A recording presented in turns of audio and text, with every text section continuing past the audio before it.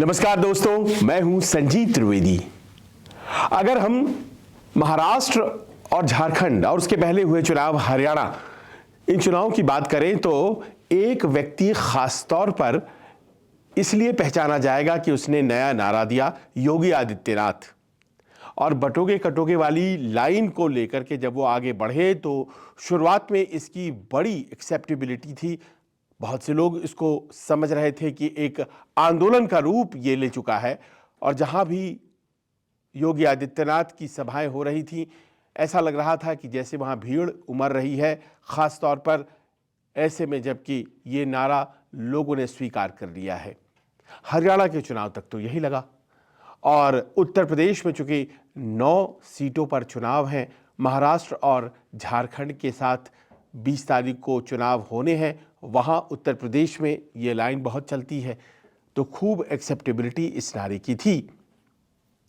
लेकिन उसके तुरंत बाद अचानक से जब चुनाव नज़दीक आने लगे तो देखा ये गया कि योगी आदित्यनाथ की जो सभाएं शुरुआत में बहुत ज़्यादा उत्तर प्रदेश से बाहर लग रही थी, हाल के 2 या 3 दिनों में वो सभाएं उत्तर प्रदेश में ही केवल लगाई गईं।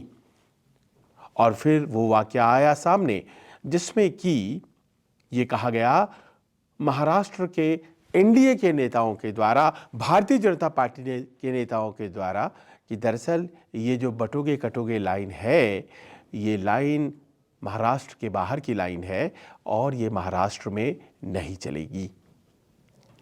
ये बात जब कही गई, शुरुआत में दबी जुबान, उसके बाद खुलकर अजीत पवार ने कहा, उसके बाद पंकजा मुंडे ने कहा, अशोक चव्हाण ने कहा, राधाकृष्ण विखे पाटिल ने कहा, और उसके बाद ऐसा लगा जैसे बैकफुट पर भारतीय जनता पार्टी चली आई। देवेंद्र फडणवीस को आगे आना पड़ा और कहना पड़ा कि नहीं नहीं, ये दरअसल समझ नहीं पाए, हमारे जो साथी हैं भारतीय जनता पार्टी और एनडीए में, वो इस नारे का मतलब नहीं समझ पाए।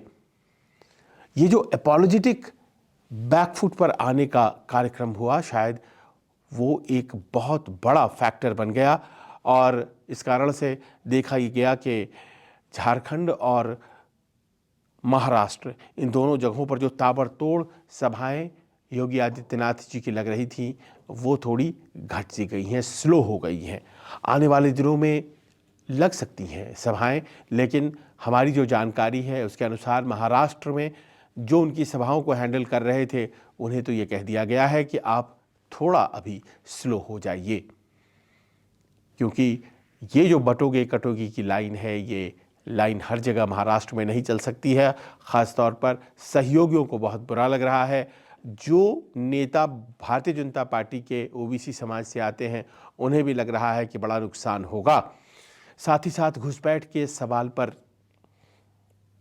झारखंड में भी आजसू, जो कि सहयोगी है, उसने इस बात को खुल करके मंच से आकर के नहीं कहा है कि घुसपैठ का मुद्दा ही सबसे बड़ा मुद्दा है, क्योंकि उसकी कई ऐसी सीटें हैं जो मुस्लिम बहुल क्षेत्रों में हैं, तो जाहिर है उसे भी दिक्कत हो रही है।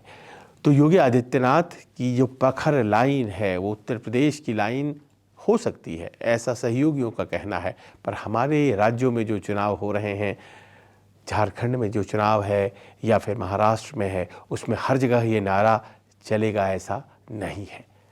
प्रधानमंत्री ने इसीलिए उस नारे को थोड़ा रूप दे करके एक हैं तो सेफ हैं का नारा दिया, लेकिन ये बटोगे कटोगी की लाइन, ऐसा लगता है कि 20 तारीख आते आते कहीं ना कहीं इसके ऊपर फिर से एक प्रश्न चिन्ह, दोबारा सोचने की ज़रूरत, इस तरह की कुछ बात हो गई है।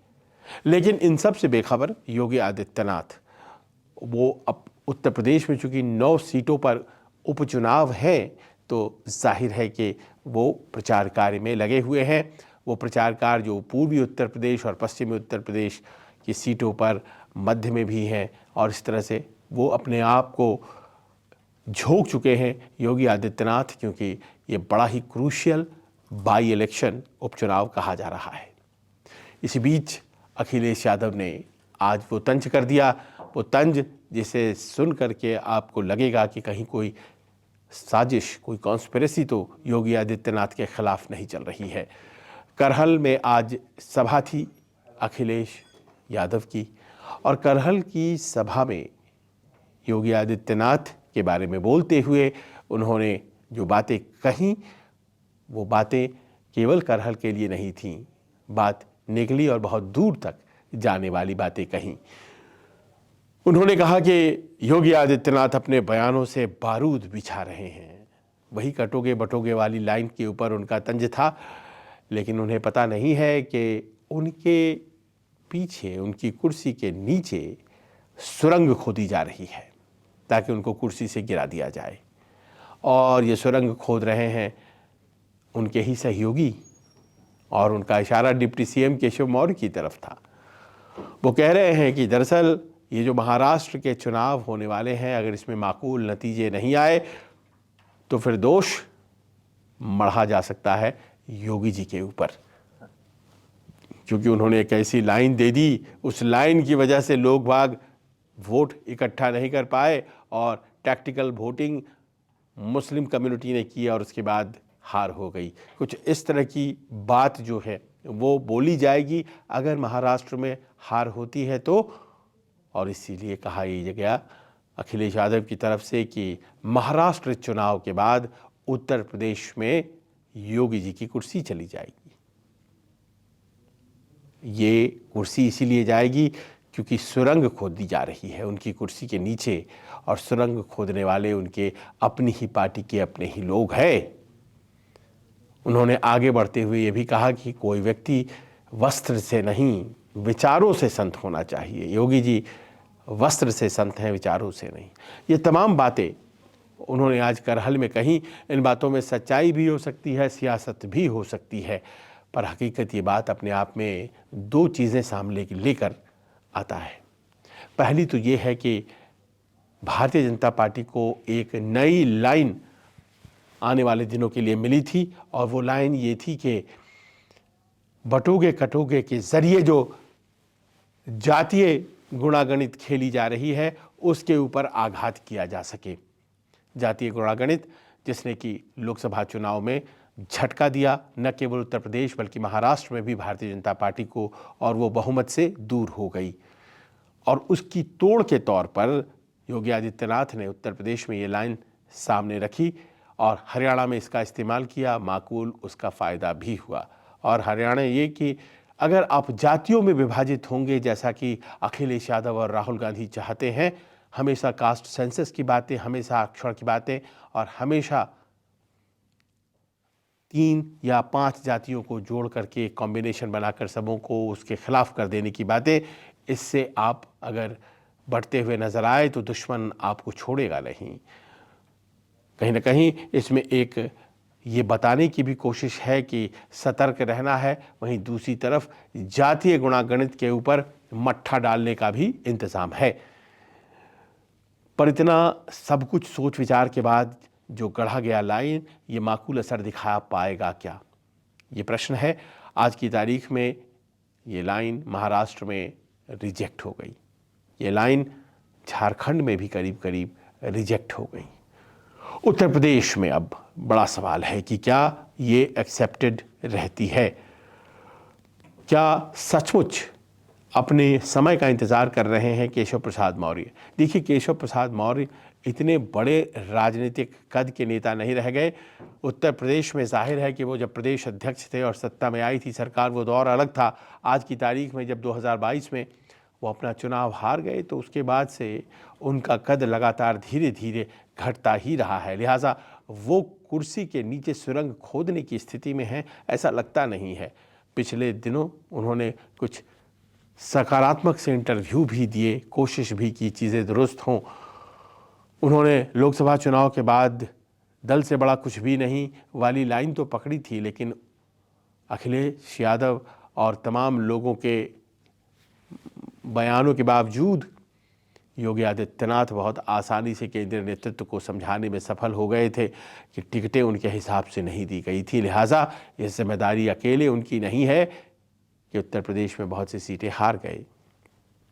लिहाजा अब ये देखा जा रहा है कि केशव प्रसाद मौर्य क्या इस बात का इंतज़ार कर रहे हैं कि अगर माकूल नतीजे महाराष्ट्र में नहीं आते हैं या फिर उत्तर प्रदेश में नहीं आते हैं तो फिर से एक बार वो उसी मुहिम को शुरू करेंगे जो मुहिम उन्होंने लोकसभा के बाद शुरू की थी, नेतृत्व परिवर्तन की मुहिम उत्तर प्रदेश में।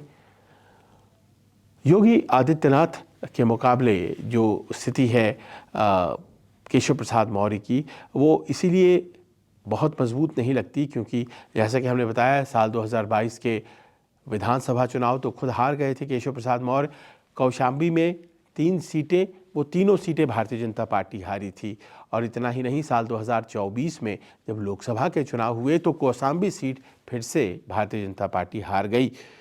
तो उनकी ज़मीन बहुत मजबूत रह गई है, ऐसा लगता नहीं है। वो सुरंग खोदने की स्थिति में हैं, ऐसा भी नहीं लगता है।